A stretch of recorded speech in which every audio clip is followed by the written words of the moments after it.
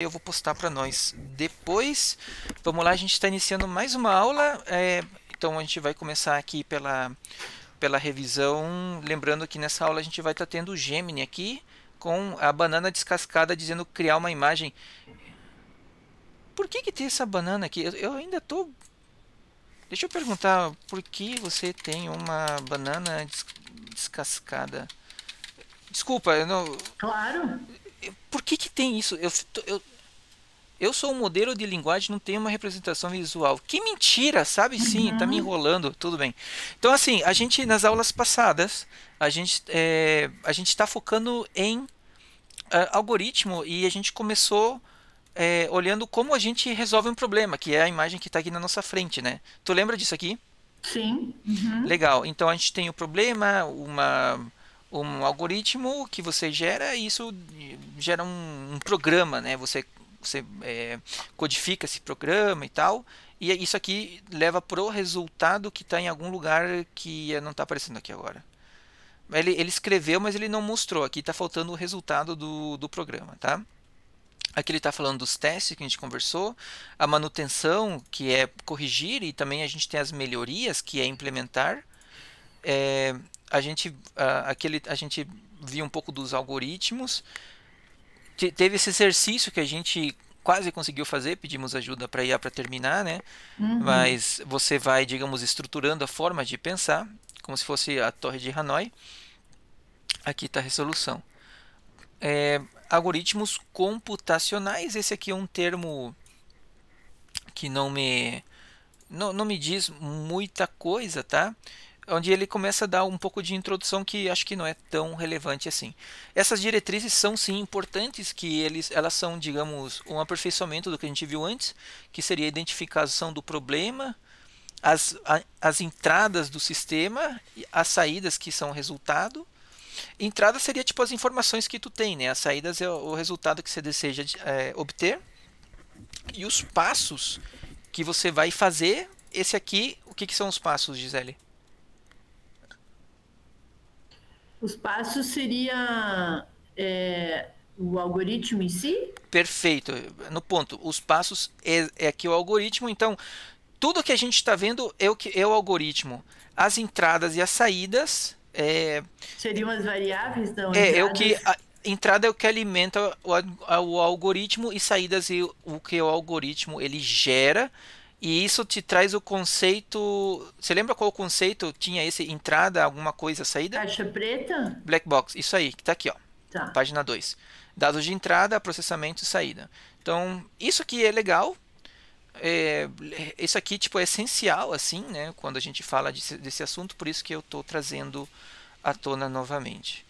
Então, aqui estão as diretrizes que a gente já viu, só dando uma pincelada, tá? Tinha a média dos alunos, que eu acho. A gente não chegou a fazer isso aqui, né? Não, não chegamos. A gente ficou mais na torre lá mesmo. Sem problema, vamos E tocar para depois a frente. gente fez aquele de encher o negócio de água lá. Sim, sim, sim, sim. Que a gente pediu ajuda. Peraí, deixa Então, só eu mutar aqui tranquilo. esse WhatsApp aqui que eu deixei ele, aí fica me tirando a atenção. Ok, ok. Vou esperar você me dar um ok. Deu, pode continuar. Show de bola. Então, eu acho que a gente pode fazer esse exercício depois, porque esse exercício ele é base também para os conteúdos que vêm depois, sabe? Claro. Então, para não para andar com o conteúdo. Então, Uhum. assim, a gente também viu como representar o algoritmo que tem a descrição narrativa, fluxograma, pseudolinguagem, e aqui apareceu como estrutura de dados, mas acho que não tem nada a ver com representação. Se eu falar para você assim, ó, formas de representação de algoritmo, o que te vem à mente? Formas de representação de algoritmo, na minha Seria, que cabeça seria já vem uma receita, uma receita escrita, certo? certo? Que foi o que a gente fez na última aula. Uhum. E qual outra forma?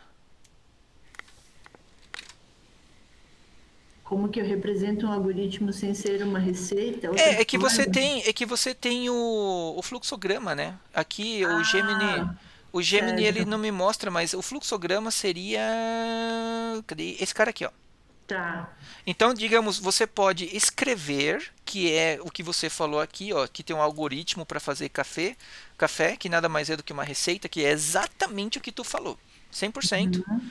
Mas a gente tem um fluxograma que a gente não usa tanto aqui à distância, pela questão de ter que desenhar e tal, Ah, entendeu? eu acho meio chato, não gosto de fluxograma. Fluxograma é muito mais importante do que a escrita. É mesmo? Por quê? Vamos lá. Não sei. Eu vou terminar em sequência. O que que é pseudocódigo? É escrita? Não. Não?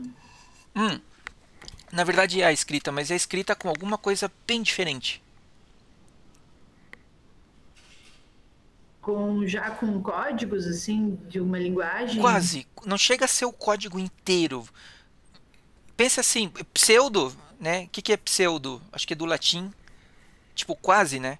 Uhum. Quase código, compreende? Certo. Então é como se fosse um programa, só que sem o código, tá entendendo?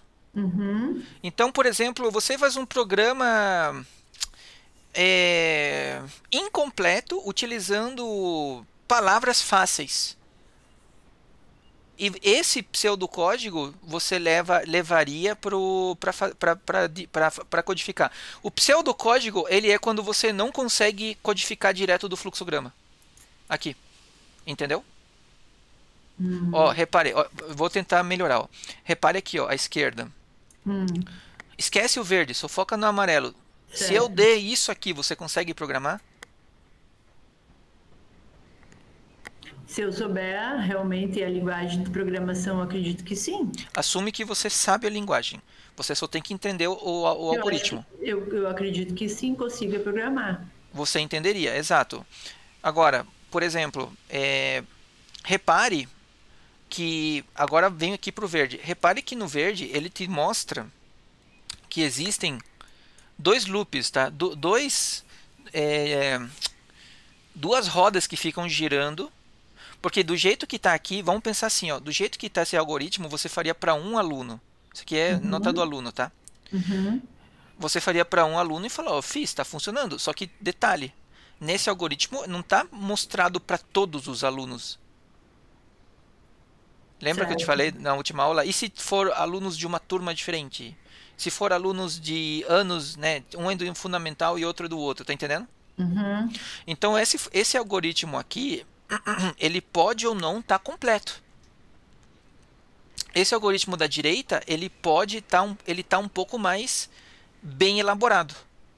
E quem mata isso aqui é o pseudocódigo, porque no pseudocódigo você traduz esse algoritmo com o programa. Então, quando você vê isso aqui, se você não consegue programar olhando o que está aqui, você vai para o pseudocódigo. Se você conseguir, você não precisa, você fica só no algoritmo. E aqui o algoritmo ele tem dois. Aqui você tem um mais generalizado que é o amarelo, você tem um mais bem escrito que é o verde.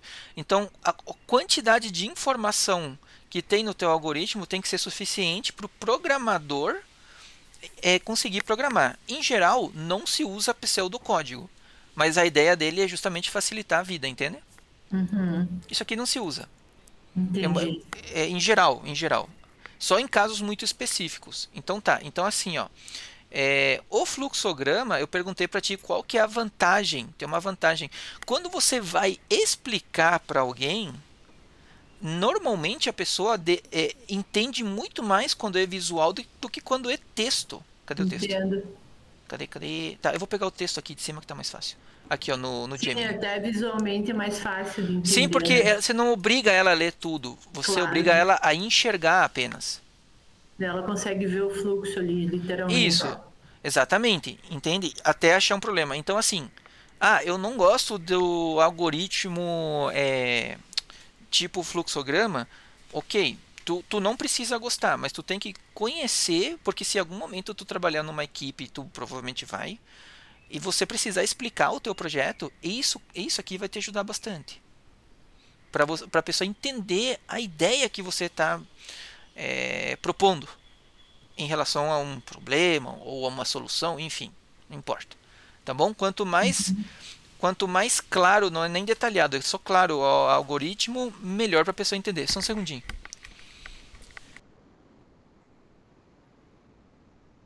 Desculpa, deu uma espirrada aqui. Vamos lá. Então, isso é legal em relação a algoritmos, tá? Vamos continuar mais um pouquinho aqui.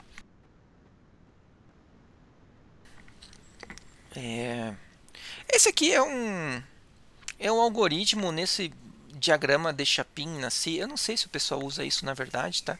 Eu vou pular essa parte que ela não é. Eu entendo que ela não é tão relevante. Pseudolinguagem a gente já comentou, né? Então é como se fosse um programa, só que sem usar os termos do programa, né?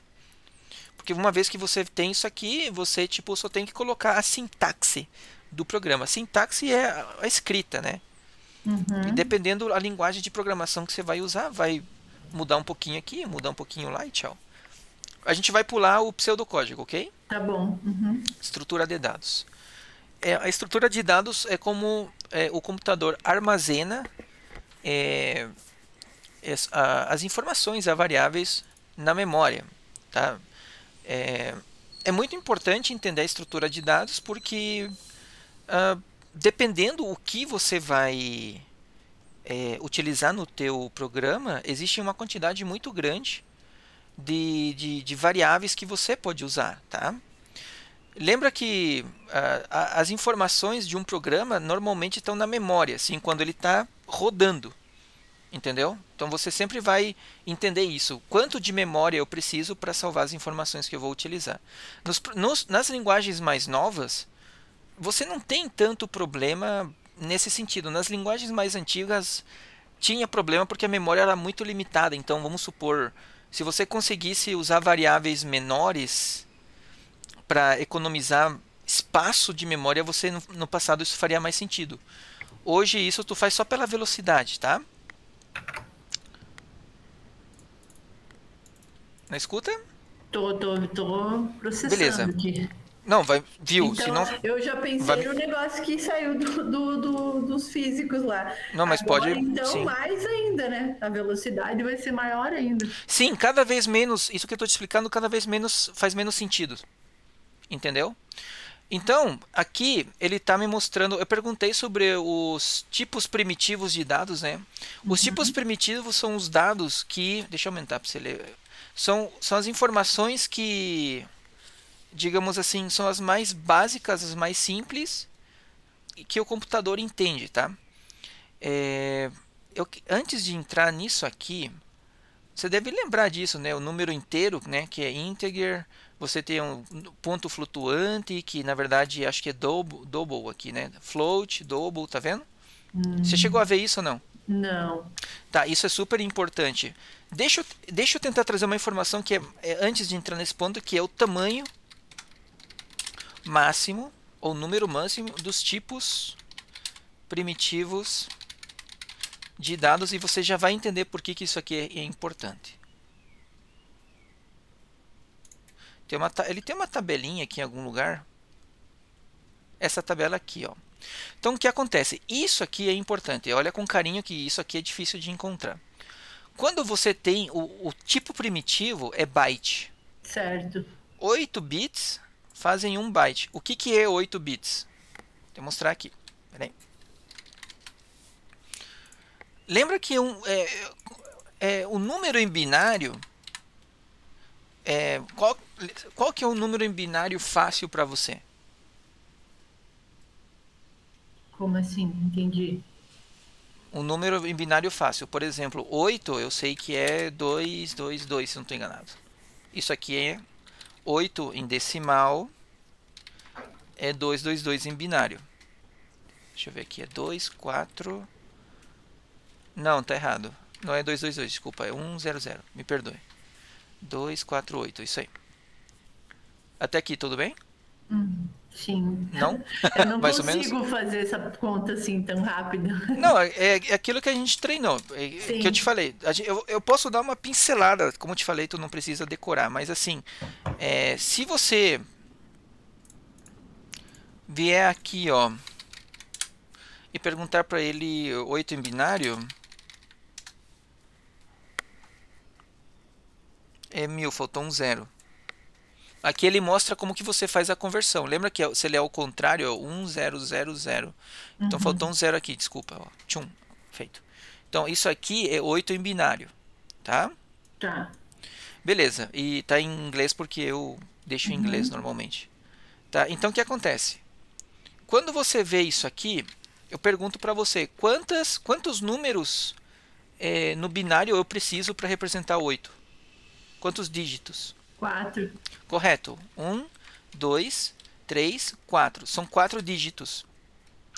Cada dígito armazena quantos números? Se quiser ajuda, me avisa. Quantos números pode armazenar cada dígito? 1?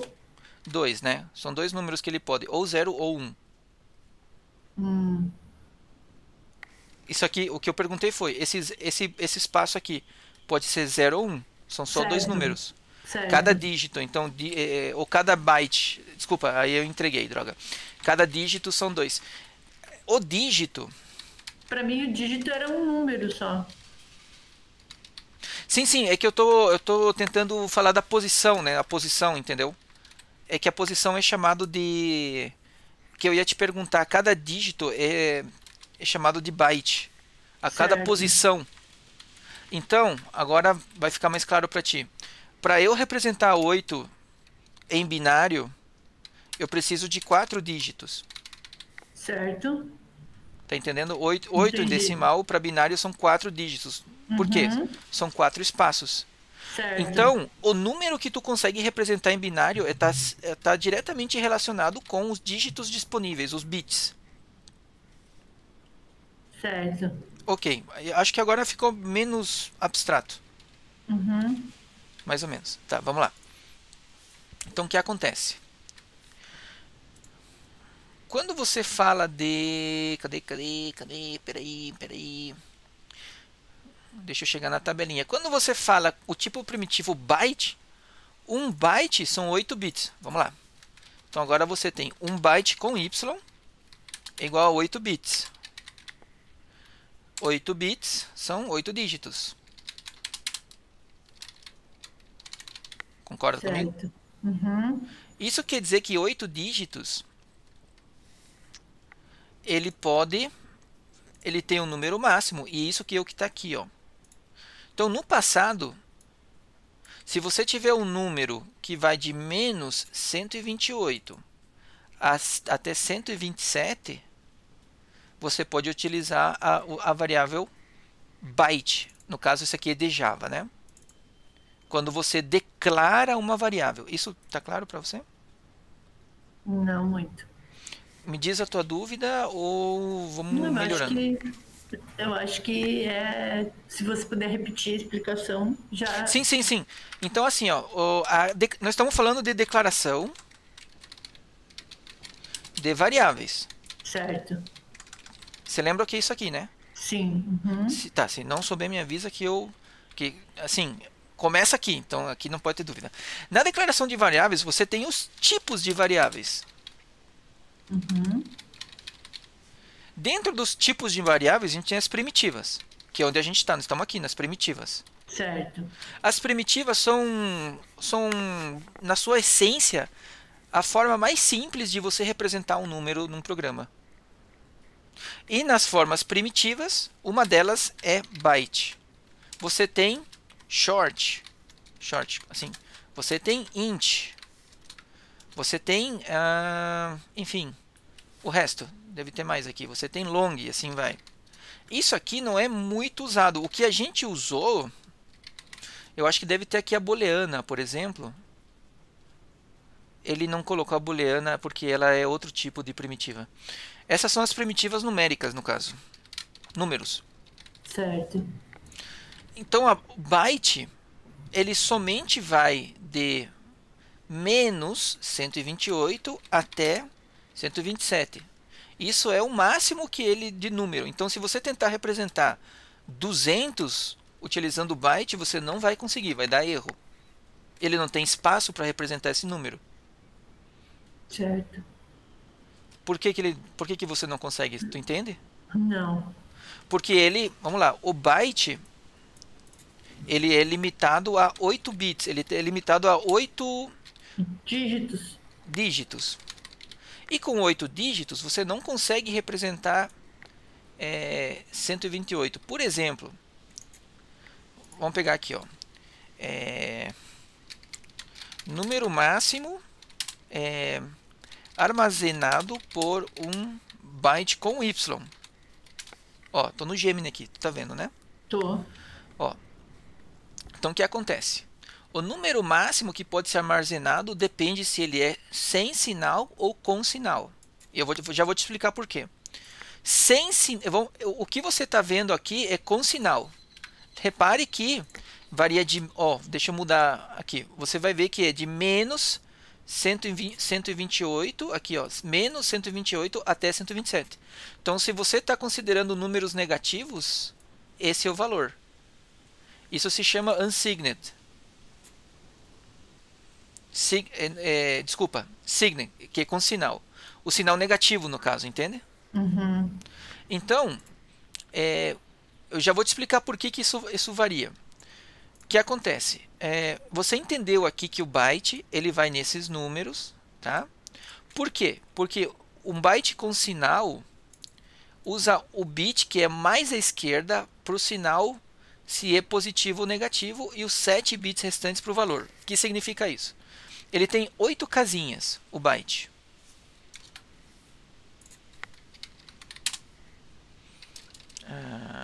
Signet. Deixa eu tentar pegar uma imagem aqui. Normalmente o pessoal desenha as casinhas. Tipo aqui, ó. Isso aí. Então o que acontece? Quando você tem um byte, ó, 1, 2, 3, 4, 5, 6, 7, 8. Você tem 8 quadradinhos que nós estamos chamando de bits. Tá? 8 bits. Ok. O MSB, o bit de maior valor, até aqui tudo bem? Sim. Mais conhecido como mais à esquerda, que é o que está aqui, mais à esquerda, que é o de maior valor, é utilizado para o sinal. Se for 1 é negativo, se for 0 é positivo, ok? Certo. É isso, é isso e acabou, ponto. O resto dos bits você utiliza para representar números. Peraí. Isso quer dizer que eu tenho 7 bits somente? Ou seja, eu perco um bit para representar um número? Sim, eu perco um para representar número. Entendeu? Por isso... Acho que sim. Sim, aqui, veja bem, aqui você tem 7 bits, 7 dos 8, para representar um número. Por quê? Porque você perdeu um para o sinal. Se você não tiver sinal, você vem para o que a gente chama de sem sinal, unsigned. Então você consegue representar, você aumentou o limite para 255. Porque aqui você usa os 8 quadradinhos, tu usa os 8 para representar um número. Só que ele não pode ser negativo. Ele não pode ser negativo porque você não está utilizando o sinal negativo nele. Não? Bom, acho que a gente vai continua a explicação e eu vou tentando entender. É que eu não vou mais entrar nisso aqui. Tá, Morre beleza, aqui. pode seguir. Eu posso continuar, mas assim, isso é extremamente irrelevante para tu entender como ele funciona, tá? Tá. Signed e unsigned, isso é uma coisa que tu, digamos assim, ela não é relevante para programação, ela é relevante para você saber entender o que está acontecendo. Certo. Então tá bom. Então, qualquer coisa você volta aqui no vídeo e vê com calma, tá? Tá bom, Então bom. aqui, resposta resumida, né? Sem sinal, ele varia de 0 até esse valor aqui. E com sinal, ele varia daqui até aqui. E essa diferença se dá porque o com sinal, ele utiliza o bit mais à esquerda como sinal. Cadê? Ah, tá aqui. O bit mais à esquerda como sinal. Então você perde o número máximo que você pode chegar, porém você consegue representar negativos. Esse é o resumo. Certo. Então, por esse motivo, você tem o byte com esses números. O próximo é o short. O short daí são 16 bytes. Ou seja, desculpa, falei errado, 16 bits, que que são 2 bytes.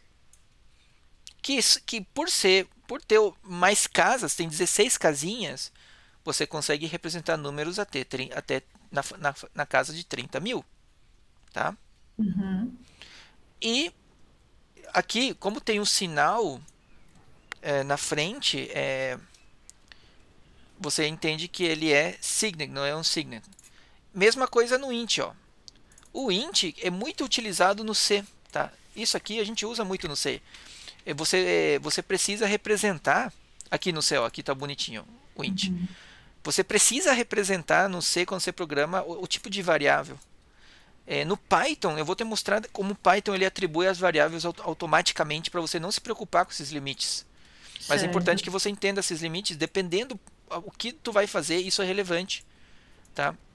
A gente esquece que tem um limite esses números. Então, por exemplo, na programação C, o int ele varia de 16 ou 32, dependendo como você está usando, tá? Normalmente você utiliza int e existe ainda o double int que eu lembro. Ó. Se não me falha a memória, tinha o double int que era uma representação antiga. Ó. Double int. Ó. Deixa eu ver se ele vai trazer para nós. Eu sei porque eu usei isso aqui. Ó, o int ele está considerando 4 bytes e o double int ele é ponto flutuante de 8 bytes. É outra coisa, desculpa. Daniel, Pode falar. Isso seria assim, por exemplo, para eu saber que determinada linguagem ela iria funcionar num aparelho que tem essa... Correto. Isso quer dizer que se você tem algum problema num programa, é possível que ele, por exemplo, se você está usando o int, ele não passa de 2 bilhões, né? Vamos supor que você está fazendo um programa para fazer um cadastro de alguma empresa grande, do Uber, e por algum motivo o número de usuários ou contas passou de 2 bilhões. Entende? De bytes. Não, de contas. De números mesmo. Isso aqui, ó, aqui onde estou em verde é o número real. É o número máximo, aí onde estou em verde é o número. Se ele passar desses 2,1 bilhão, ele vai dar erro. Entendi. E você não vai saber por que está dando erro se o teu programa estava tudo bem. Entende? Outra coisa, às vezes o pessoal quando apaga uma conta, ele não tira do registro, fica tipo, você apagou a conta, mas ela continua lá no programa, na lista. Certo. Isso também pode gerar um Stack Overflow. Stack Overflow. Esse termo vai te acompanhar toda a vida. Deixa eu anotar isso. Ó, Stack Overflow. Fala em português. Não, tem problema. Não, é porque tu disse que tu prefere. Ó, ele traduziu para nós. Não quero o site. Não quero o site. A definição. Escrevi errado, mas ele vai entender. Ó, estouro de pilha. É um erro fatal que ocorre quando um programa ele tenta usar mais espaço do que foi alocado. Você estava tentando usar além do que você permitiu. Entendi. Isso ocorre muito e chama-se Stack Overflow. E isso pode ocorrer por 1000 motivos. Um desses 1000 motivos é esse aqui. A chance de você ter Stack Overflow por implementação errada de variáveis primitivas é pequena, mas existe. Então isso tem que estar no teu radar. Tá. Então, por isso que você está vendo que esses tipos de variáveis, você aí tem o long, que é 64 bits, que já é um número que eu não consigo nem falar. Será que o Google ele fala? Eu acho que tu não vai escutar, mas... Deixa eu ver se ele fala, só fiquei curioso agora.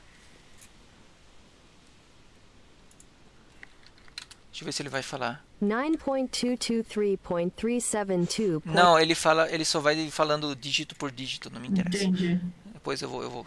Aí, por exemplo, ó, olha que legal que eu falei para ti. No Python, quando você declara int, ele tem uma precisão arbitrária. O que significa isso? Isso que está escrito ali do lado, sem limite de memória? É que não era para você ler, é para você falar. Não, tudo bem, tudo bem. Não, fica tranquila. Eu vou te provocar, porque assim. Eu não ia saber jamais precisão. Não, mas você consegue pela definição aqui, pelo conhecimento que já tem, pelo menos. Precisão dificilmente dá erro, é isso? Não. Dá erro. Não sei. A gente não tá falando de precisão aqui. O que que nós estamos falando? Acabei de explicar para você, ó. O que que nós estamos falando aqui? É Stack Overflow, estouro de pilha. Uhum. Então, isso tipo... peraí. Deixa eu te fazer uma pergunta. Você tá vendo uma mensagem na minha tela ou não? Eu tô vendo Stack Overflow estouro de pilha. Não, então tá bom. É meu monitor que tá na Disney, desculpa. Então o que acontece? Vamos lá. É que veio uma mensagem aqui, mas era do meu monitor. Não, não vi não. Não, tranquilo. Fiquei curioso só. Então vamos lá. O que acontece? O estouro de pilha. Todo esse conteúdo que a gente está falando de primitivas numéricas é limite, é limite de dados, de alcance de dados. Quanto você pode utilizar? Aqui está escrito precisão arbitrária. Isso quer dizer o seguinte, que o limite dele varia. É variável, ou seja, em vez de você declarar uma vez, Python ele vai se ajustando. Você precisa de um número pequeno, eu vou começar com byte. Você precisa de um número maior, eu vou usar int. Você precisa de um número maior, eu vou usar long.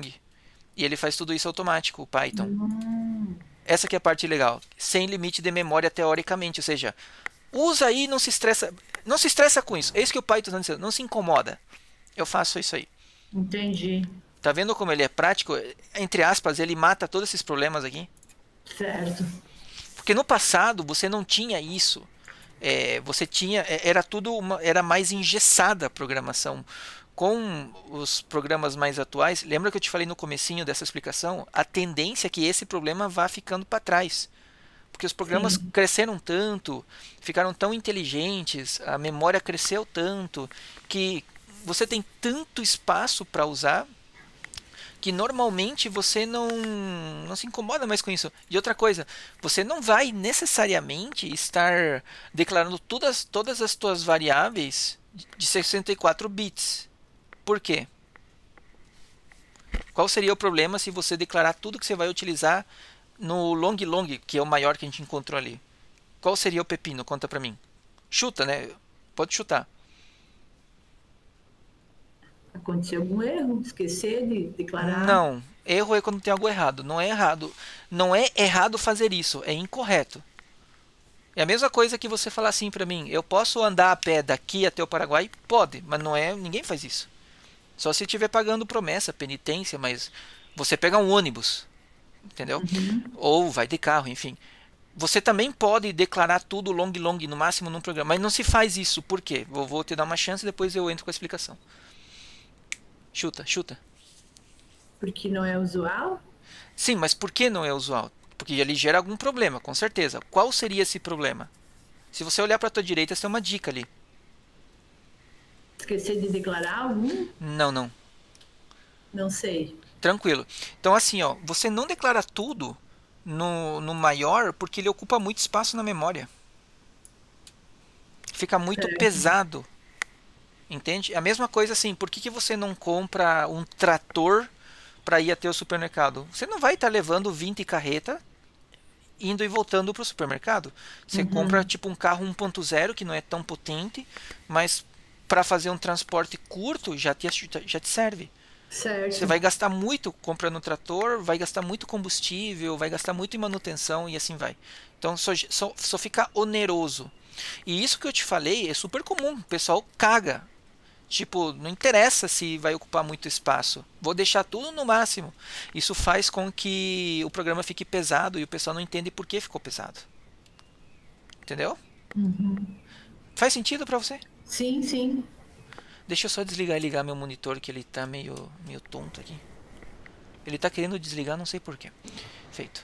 Então tá, então esse é o motivo que você, digamos assim, você tem um cuidado na hora de declarar nos programas que você precisa declarar. Lembra que, por exemplo, no Python, tu não precisa declarar não.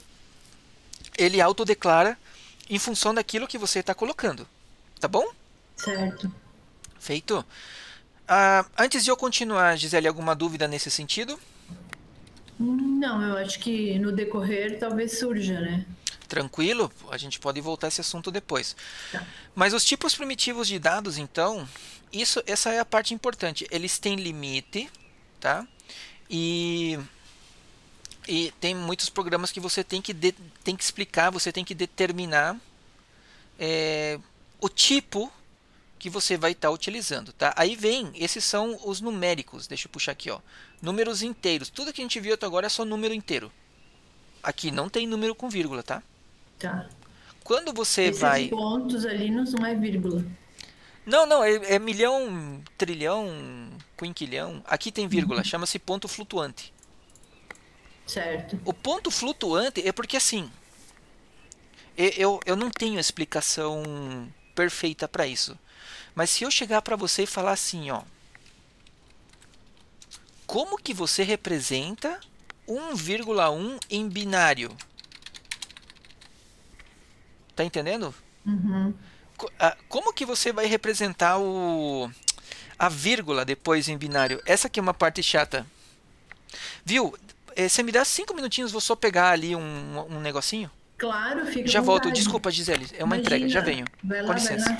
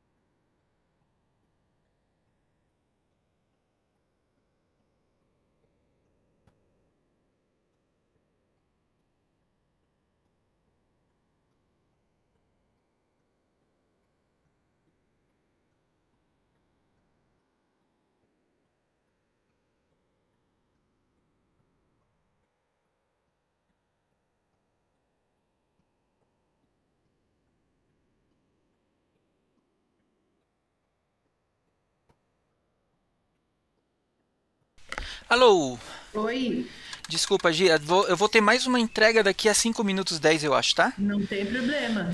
Tá bom, vamos lá. Então, nesse meio tempo, os números flutuantes são as formas como você apresenta números fracionados em forma binária. Isso aqui, ponto flutuante, ele foi algo que, tipo, foi muito difícil no passado, né? O pessoal gastou muita energia e quando você teve uma maneira de apresentar pontos flutuantes, é quando você pôde de fato fazer contas mais complexas e tal. Então, é, foi uma diferença na evolução da programação. Hoje em dia, tipo, para você trabalhar com vírgula, o bonitinho chegou. Vai lá, Eu vai vou, lá. desculpa, Não, tranquilo. rapidinho, já volto. Perdão, Vai lá, perdão. vai lá.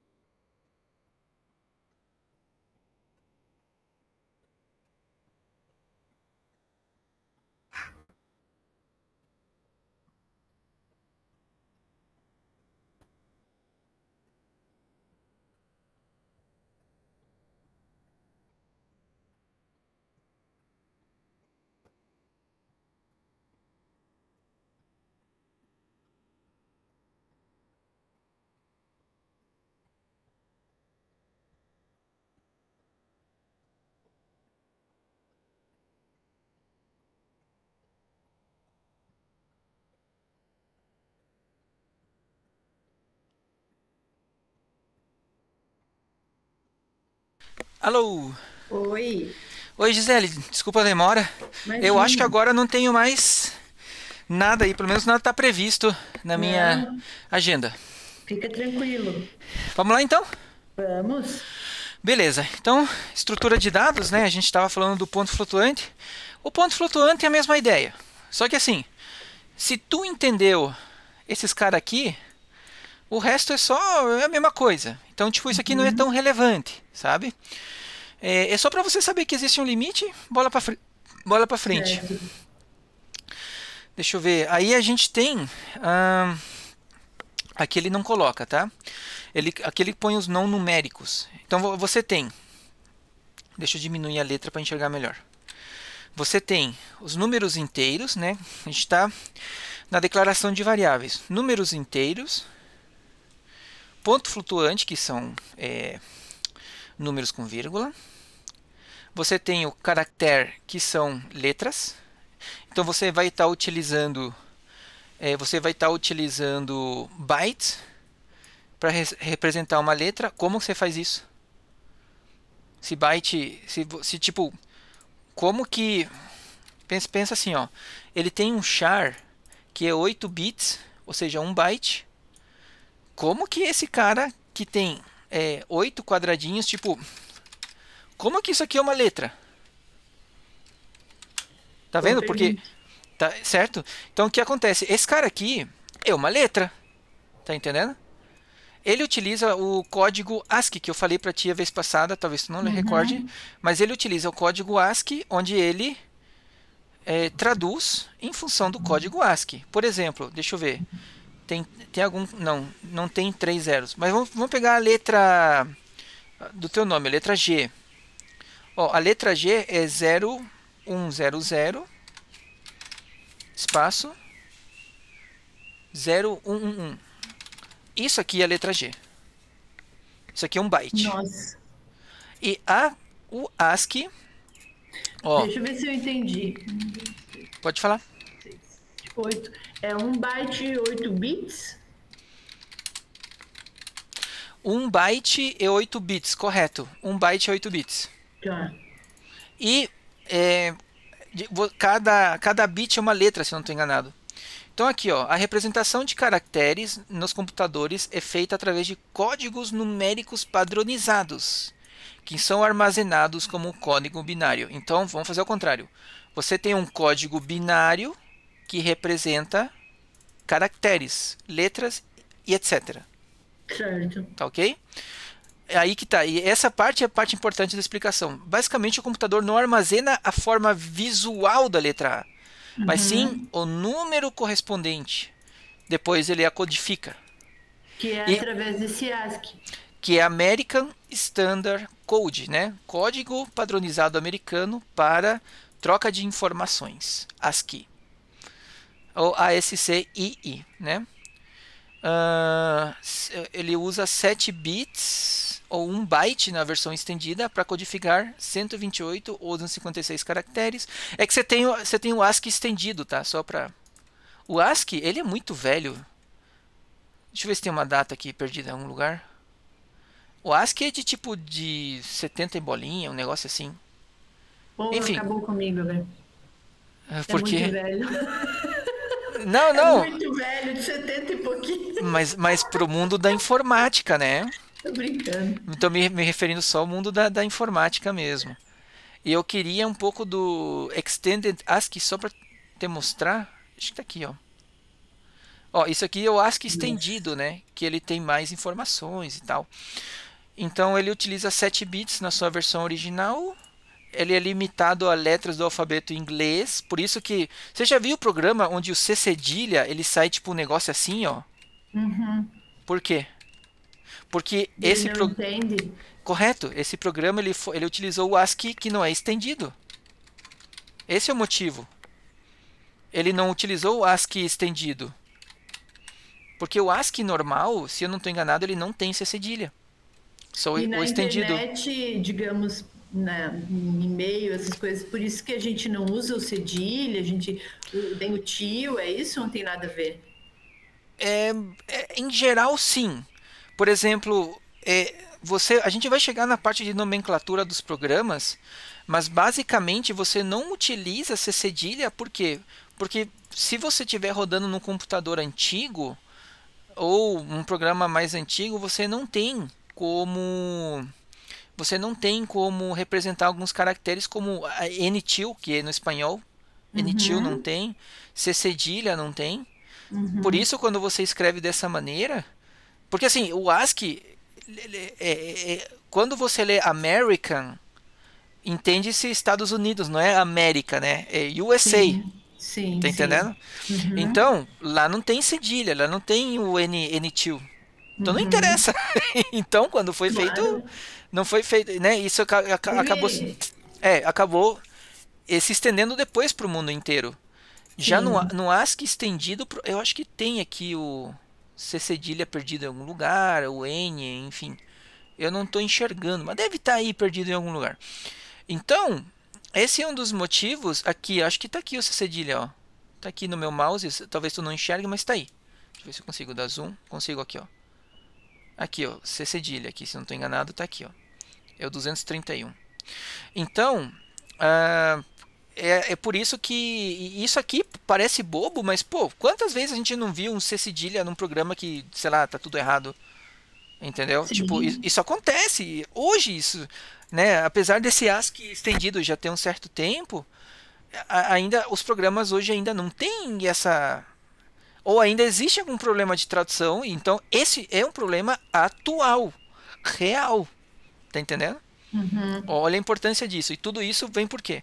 Porque o tipo de caractere, a tradução que acontece ainda não está 100% implementada, tá? Então isso aqui vem do ASCII. Certo. Então, continuando aqui, né? Você tem representação de caracteres pelo ASCII. Aí você também tem o Unicode, uma outra forma mais nova de representar e assim vai, tá? Aí você tem o booleano. Lembra que a gente trabalhou um pouquinho com o booleano? Lembro. O booleano utiliza um byte que é para verdadeiro ou falso no C. No Java é só um bit, mas é implementado como um byte para alinhamento de memória, ou seja, ele utiliza o espaço de um bit para operar, mas ele é armazenado como um byte para manter o padrão. Você entendeu isso? Mais ou menos. Tá, vamos de novo. O que acontece? Um byte é o menor tamanho que o pessoal Certo? trabalha. Deixa eu puxar aqui nos números inteiros. Cadê? Que é esse byte aqui. Ah, eu perdi aquela tabela, mas esse byte aqui. O menorzinho é um bit. Desculpa, um Certo. byte. Um byte. Seria um Perdão. dígito. Ah, Um um, bit é um dígito. um bit é um dígito. E ele é armazenado como um byte. 4 dígitos. Aqui é isso que está Certo. escrito aqui. Por quê? Porque ele só precisa de um bit para funcionar, mas ele armazena como um byte para padronizar. Entendi. Porque não existe usar só um bit. Se usa normalmente um Talvez, byte. talvez existe, mas não é padrão. Certo. Então, se você faz algo que foge à normalidade, pode gerar problemas. Então, é interessante entender por que apesar que ele, vamos supor, ele armazena 4, mas ele usa só um desses 4. Entendi. Faz sentido? Sim, sim. Feito. Uhum. Já o C, ele vai direto como um byte mesmo. Talvez ele utilize mais que um bit para representar a variável booleana. Deixa eu ver. E aí a gente tem as cadeias de caracteres que são já dados estruturados. Como assim dados estruturados? Você tem uma cadeia de informações, você tem vetores. Você é, já viu isso aqui, estrutura de dados? Vetor, matriz, registros, já viu? Acho que não. Vamos dar uma pincelada aqui. Eu vou puxar a IA só para complementar o conteúdo, tá? E cadê? Cadê? Ué, não copiou? Pera aí. Tipos de estrutura de dados. Vamos puxar aqui. Aham. Deixa eu puxar aqui. A gente tem os simples e a gente tem os compostos, né? Então aqui foi o que ele falou. Tipos simples, que são os primitivos, que é integral, float, char, booleano, a gente viu agora.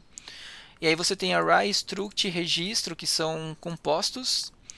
Aqui a diferença, isso é legal, tá?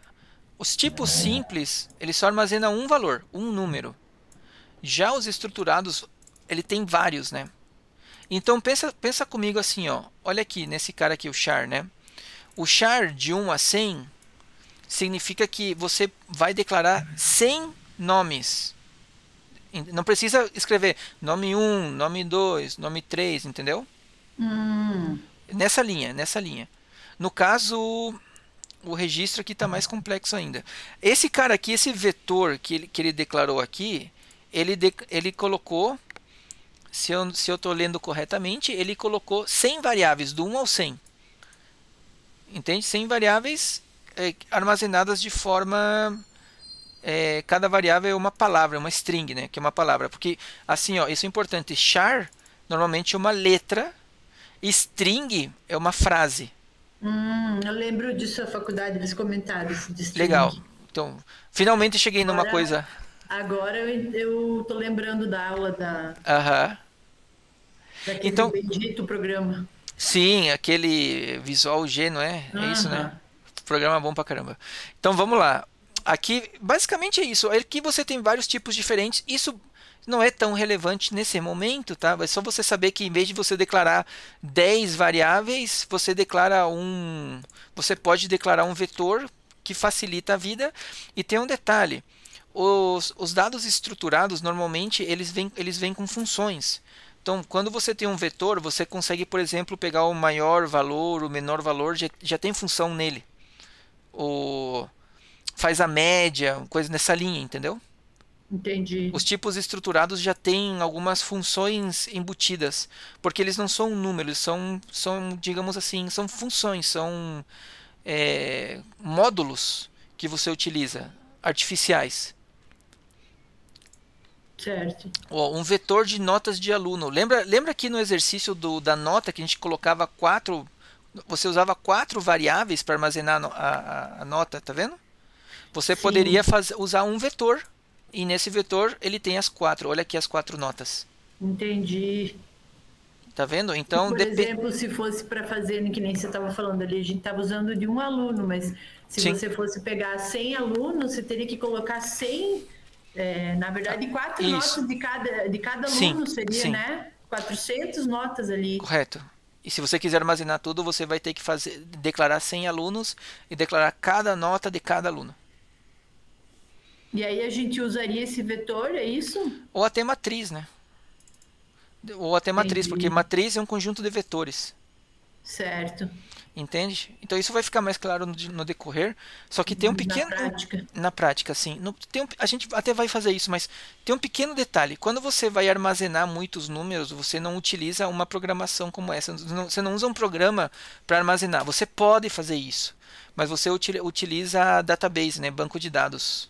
Por isso que.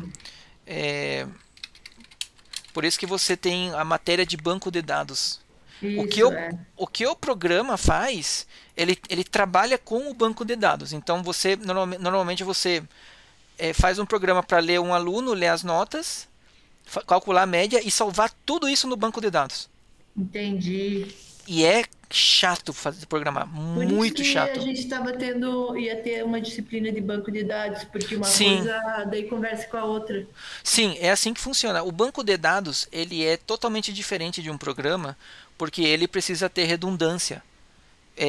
O banco de dados ele se preocupa em salvar a informação que você pediu para salvar, sem que, sem que isso gere qualquer tipo de problema. Pensa assim, um banco de dados, se você errar uma informação das milhões que ele pode salvar ali, ele quebra todo o banco.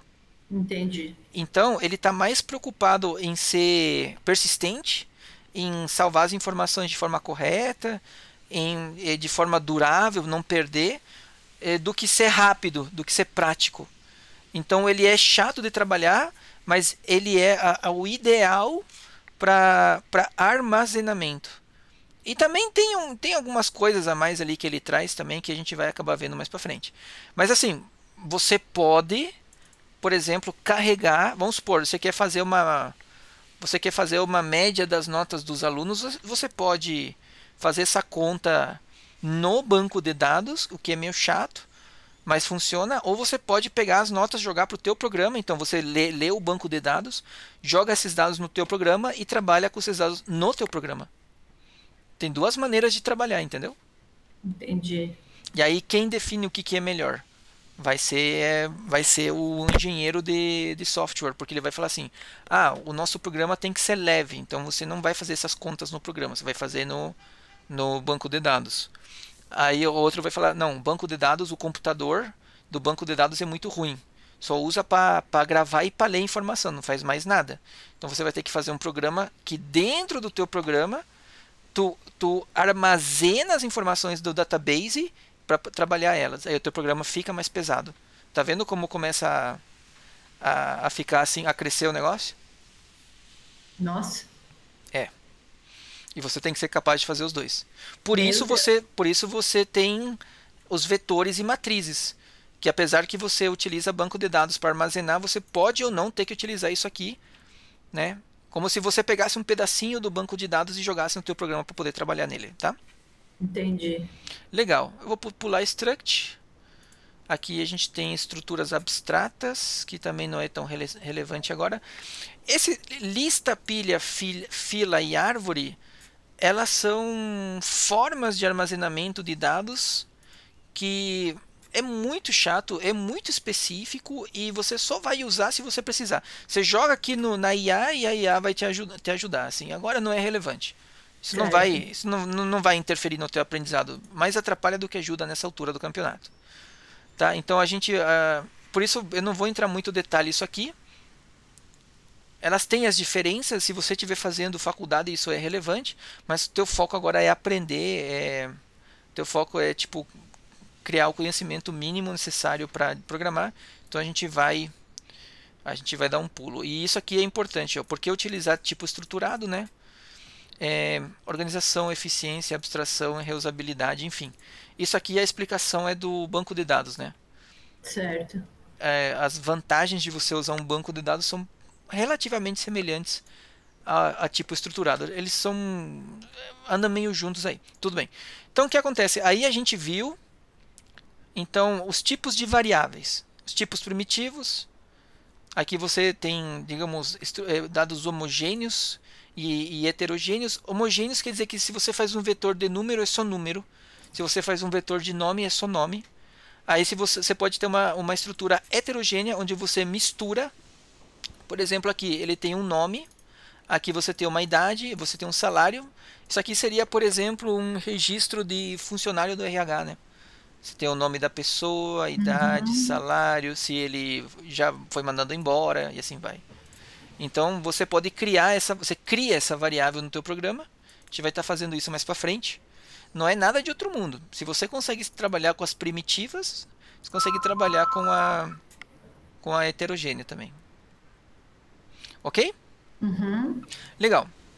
Então, assim, a gente terminou a declaração de variáveis. Então, ele vai falar como a gente gera um algoritmo, né, de uma forma mais estruturada. Então, assim, normalmente você começa com a declaração de variáveis. É, ahn, isso é um padrão, né? Tipo, você procura declarar as variáveis no começo do teu algoritmo, não no final, sabe? Sabe? Sim, sim. Eu lembrei agora dos nossos exercícios, né? Sim, Que eu queria já ir fazendo a programação e você falava, não, é importante a gente fazer a declarar. declaração Mas eu primeiro. também disse assim, você pode começar a programar e se tiver que declarar algo, vai lá em cima, declara e volta lá onde você estava. Lembra que eu Sim, te falei? sim, Então aqui, ó, a IA fez um negocinho legal. Ele chamou de cabeçalho, que é o comecinho. No cabeçalho, normalmente você tem o nome do algoritmo, ok? Declaração de variáveis, ok? Declaração de constantes, tá? Normalmente fica próximo às variáveis. Declaração de estrutura de dados personalizada, entende? Então, tipo, as informações que tu vai usar. E aqui ele deu um certo. exemplo, né? Tipo de pessoa, nome, idade, né? Que é aqui você misturou o nome dela com a idade, então número com palavras. Por isso aí é uma estrutura. Você pode colocar um pseudocódigo dentro dos comentários, o que não é tão usual. Aí você tem o processamento, que é o corpo do algoritmo. Vamos aqui no nosso material. Declaração de variáveis, comentários. A gente já falou bastante sobre comentários, né? Uhum. certo? Então, não vou entrar muito em detalhes. A gente vai falar dos comentários quando começar a programar. Tá. Comandos de entrada e saída. Que seria mais ou menos o que está aqui na IA, o input, né? O que vai entrar e tal. Ah, não, aqui eu acho que aqui. Não, não, desculpa. Ele está passando. Perdão. Ele está passando as ferramentas mais usuais para gerar algoritmos. Por exemplo, a gente tem o leia, escreva ou imprima, os dois também. Porque imprima Uhum. na tela, não é no papel, né? Entendeu? Uhum. Isso Uhum. aqui a gente usou bastante, né? Leia e escreva, que Sim. seria a entrada e Uhum. saída. Ou seja, Uhum. como o usuário insere variáveis no programa e como o programa retorna variáveis ao monitor, ok? Ok. Ok, seguimos. Atribuição, que seria uma vez que você tem uma informação, você atribui essa informação a alguma variável. Né? A atribuição ela está implícita aqui, tá? Porque quando você fala leia, você lê e você já atribui alguma coisa, tá? A atribuição ela Tá. tá ali. Essa atribuição também você faz quando você tem uma continha. Lembra? Você faz uma média, você atribui o resultado numérico a uma variável chamada média. Entende? Então você tem que saber como atribuir dentro do teu algoritmo, tá? A gente tem aqui o tipos de operadores que é muito importante, que foi o que a gente estudou na eletrônica digital, né? Você tem aqui igual, diferente, maior, menor, maior, igual. Não, esse aqui a gente não estudou, a gente estudou o outro lá, que era os booleanos. Aqui ele tá o Verdadeiro e falso, verdadeiro, né? falso, and, or, se. Aqui tem os aritméticos. Aqui, ó, and, or, not. A gente estudou isso aqui, como eles Uhum. funcionam. Esse aqui são importantes quando é igual, quando é diferente. Assim, quando você vê essas boquinhas de pato aqui, diferente, maior que, menor que, maior igual e menor igual. Isso que faz diferença. Aí, como eu te falei, isso aqui a gente está dando uma pincelada. Depois nós vamos programar tudo isso aí. Essa aqui são as funções aritméticas, seno, cosseno, tangente. Normalmente não interessa. Normalmente não interessa. Então eu já vou pular aqui. Os operadores, que é quando você tem, quando você tem uma expressão matemática, o que ele vai fazer primeiro? O parênteses, a exponenciação, multiplicação e assim vai. Isso aqui tendo Isso aqui também não é tão importante porque isso vem com o treino, sabe? Tipo, o que Uhum. faz primeiro e tal. E aqui ele tem um exercício para a gente fazer. Eu acho que seria mais interessante, aproveitando essa meia hora final que a gente tem ainda, tentar finalizar aqui o nosso material, que é Sim. numa pincelada, porque depois a gente Eu começa a acho que programar. vou conseguir fazer só até as 2h30 a aula hoje, Daniel. Ah, finalizar até as 14h30? Isso. Você quer parar agora ou esses 10 minutinhos estão disponíveis? Pode ser esses 10 minutinhos. É que eu recebi uma mensagem da minha chefe aqui, não dá pra. Postergar muito. Não, então Não. vamos só aproveitar os 10 minutinhos para tentar ganhar aqui, ó. Tá. Estruturas de controle, né? Estrutura sequencial, isso aqui, isso aqui não é tão relevante. Ele está falando que você tem comandos, né? A parte legal disso aí é isso aqui, ó. É o comando C, né? C, senão. Lembra que a gente fez? C, senão. Sim. Ele chama de estrutura de controle, mas na verdade isso aqui é condicional, entendeu? Condicional, né? Correto, correto. Então não ficou tão legal. Mas basicamente as condicionais elas são importantes porque você tem se, condição, então ele executa isso aqui. Caso contrário, ele executa isso aqui e aí termina. Então esse é o formato do se então normal que a gente vai estar utilizando. A gente pode concatenar vários, você pode ter dois Cs, né? Se condição 1 então, se condições 2 então e assim vai. Isso aqui a gente vai estar fazendo para lembrar também. Mas entenda que dá para fazer uma cadeia De de condições. condicionais. Aqui tem o caso que eu tentei programar em Visual G e não consegui, lembra? Que acho que era alguma coisa relacionada com o mês do ano. Então, o caso Ah, identificador. sim, sim, lembrei. Isso. O identificador é assim: se o que você colocar aqui no identificador for uma dessas opções aqui, ele vai executar essa linha de comandos aqui e depois pula fora. Se nenhuma delas der certo, tem essa condição que é a exceção. Ou seja, se nenhuma delas der certo, ele vai executar isso aqui.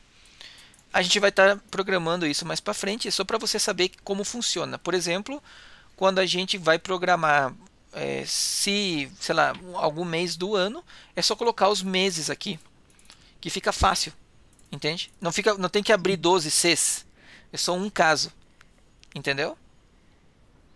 Sim, Mais ou menos, né? mais ou menos, mas É porque se você for fazer um condicional com meses do ano, utilizando se, se não e fim, você ia ter que fazer esses três para os 12. eu acho que a gente fez isso, né? A gente fez algo parecido. É parecido.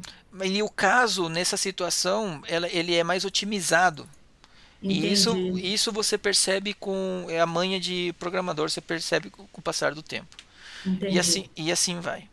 Aqui ele traz os exercícios de fixação, que a gente não vai focar agora, porque então é importante, mas eu acho que eu vou deixar para a próxima aula a estrutura de repetição, porque essa parte você não sabe. E a Tá. gente, ou se sabe, eu não estou sabendo, e a gente vai olhar com mais carinho a estrutura de repetição, porque daí, ó, falta mais um pouquinho, a gente já termina isso aqui e começa a programar. Tá bom. Tá vendo? Aqui tem alguns exemplos. Se quiserem um resumo de tudo que a gente viu, que eu ia aproveitar para dar uma reforçada. E depois disso a gente passa para programação propriamente dita, acredito eu. Tá bom? Próxima aula então, só vou finalizando aqui a gravação.